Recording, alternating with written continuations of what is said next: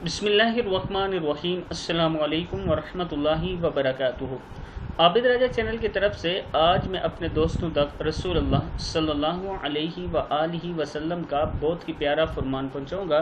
उससे पहले मैं अपने तमाम दोस्तों से गुजारिश करूंगा कि इस वीडियो को आपने आगे ज़्यादा से ज़्यादा शेयर करना है और इस पर ज़रूर अमल करना है। रोज़ महशर शफात का ज़रिया। रसूल अकरम सल्लल्लाहु अलैहि वआलिहि वसल्लम ने इरशाद फरमाया, क़यामत के दिन रोज़ा और कुरान मजीद बंदे की शफात करेंगे। रोज़ा कहेगा, ए मेरे रब, मैंने इसको दिन भर खाने पीने और ख्वाहिशात से रोके रखा, तो इसके हक़ में मेरी शफात कबूल फरमा। और कुरान मजीद कहेगा, ए रब, मैंने इसे रात को सोने से रोके रखा, तो इसके हक़ में मेरी सिफारिश कबूल फरमा। बस दोनों की शफात कबूल कर ली जाएगी।